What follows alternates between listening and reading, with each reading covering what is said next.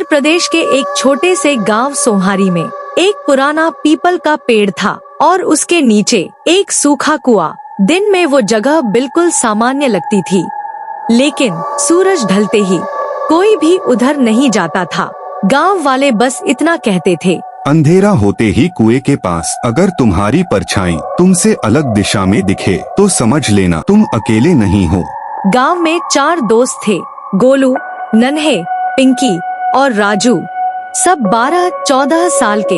ये लोग रोज शाम को स्कूल के बाद पीपल के पेड़ के पास बैठकर कार्टून की तरह बातें करते, डरावनी कहानियाँ सुनाते और हंसते। एक दिन नन्हे ने कहा, अगर कुआं सच में भूतिया है तो दिन में क्यों कुछ नहीं होता? यही सवाल सब कुछ बदल देता है। अगले दिन शाम को चारों दोस्त कुएं के पास पहुँचे। सब कुछ सामान्य था, लेकिन कुएं से हवा नहीं, सांस लेने जैसी आवाज आ रही थी। गोलू ने मजाक किया, लगता है कुआं जिंदा है। तभी पीपल के पत्ते बिना हवा के हिलने लगे। तभी आवाज आई, वापस जाओ। उस रात पूरे गांव में एक अजीब चीज हुई। सबके घरों के दरवाजे अपने आप एक साथ बंद हो गए और हर घर में बच्चों को सपना आया, पीपल का पेड़ चल रहा है और कुआं भर रहा है। सुबह गांव के सबसे बुजुर्ग दादा हरनाम ने बताया, सालों पहले गांव के लोगों ने एक अकेले बच्चे की बात पर भरोसा नहीं किया और उसे कुएं के पास छोड़ दिया। वो बच्चा मरा नहीं था, लेकिन उसकी आवाज कुएं में कैद रह गई। अब वो आवाज सुनना चाहती थी। राजू को एहसास हुआ, जिस रात वो कुएं के पास गए थे, उसी रात से गांव के बच्चे कम बोलने लगे थे, क्योंकि उनकी आवाज कुएं में जा रही थी। अगर आखिरी रात पीपल के नीचे सच नहीं बोला गया तो पूरा गांव खामोश हो जाता। आखिरी रात चारों दोस्त कुएं के पास गए। सब डर रहे थे, लेकिन राजू ने जोर से कहा, हम सुनेंगे तुम्हारी बात। तभी कुएं से हवा नहीं, रोने की आवाज आई। पेड़ शांत हो गया, परछाइयाँ सीधी हो गई और पहली बार कुएं में पानी नहीं, रोशनी दिखी। आज भी वो कुआं वहाँ है, लेकिन अगर कोई बच्चा डर जाए तो कुएं से आवाज आती है, डर मत, अब कोई अकेला नहीं रहेगा।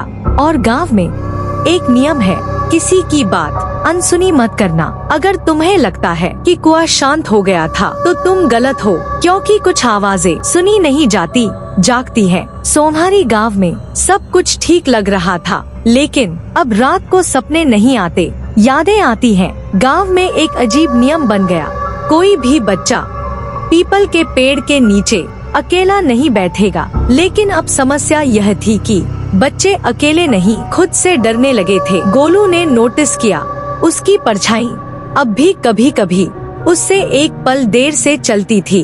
एक रात राजू ने कुएं से बिल्कुल साफ आवाज सुनी। एक आवाज को आजादी मिली।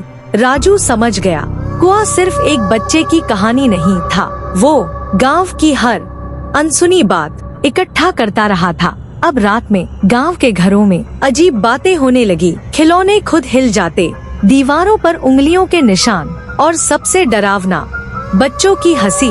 बिना बच्चों के, लेकिन कोई घायल नहीं होता, कोई मरता नहीं, डर सिर्फ महसूस होता। दादा हरनाम ने सच बताया, पीपल वाला कुआं भूतों की जगह नहीं, यादों की जेल है।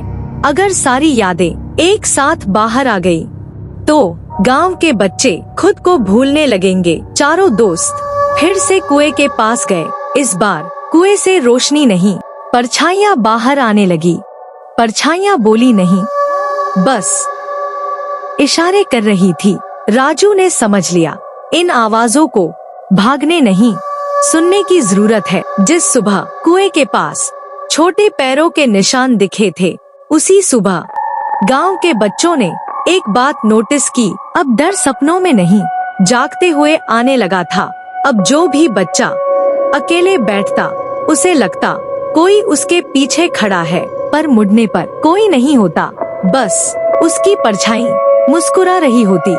गोलू ने देखा, गांव के बच्चे एक दूसरे की बातें पूरा सुन ही नहीं पा रहे। कोई कुछ बोलता तो सामने वाला बीच में ही रुक जाता, जैसे किसी और ने उनकी बात ले ली हो। दादा हरनाम ने बताया, अब कुआं सिर्फ सुन नहीं रहा, सीख रहा है। वो बच्चों की आवाज, डर और यादों से अपना रूप बना रहा था। राजू को एहसास हुआ, जिन पैरों के निशान थे वो किसी एक बच्चे के नहीं, पूरे गांव के बच्चों की परछाइयां एक साथ बाहर आ रही थी।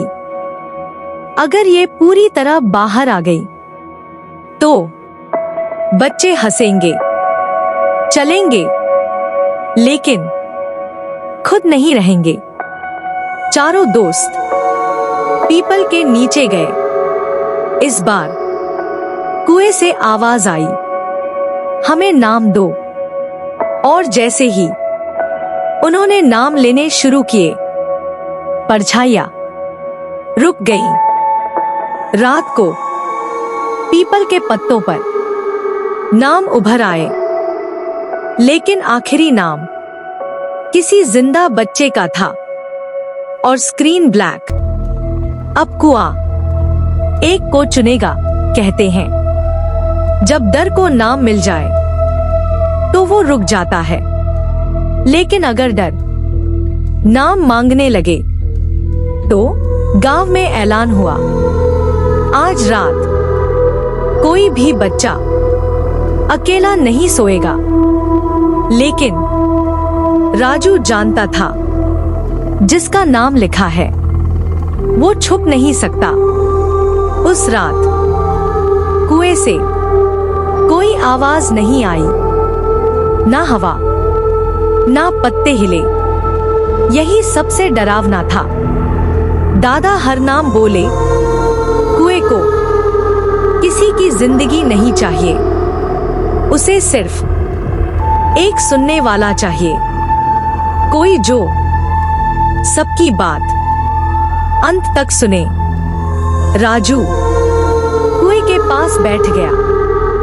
पूरी रात वो आवाजें सुनता रहा, रोना, डर और वो बातें जो कभी सुनी नहीं गई। सुबह कुआं शांत था, पर राजू की परछाई अब कभी उससे आगे नहीं चलती।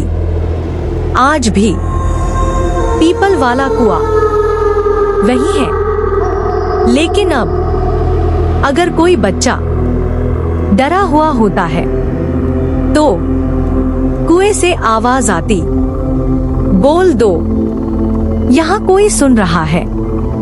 और यही वजह है कि सोनारी गांव में अब कोई भी किसी की बात अधूरी नहीं छोड़ता।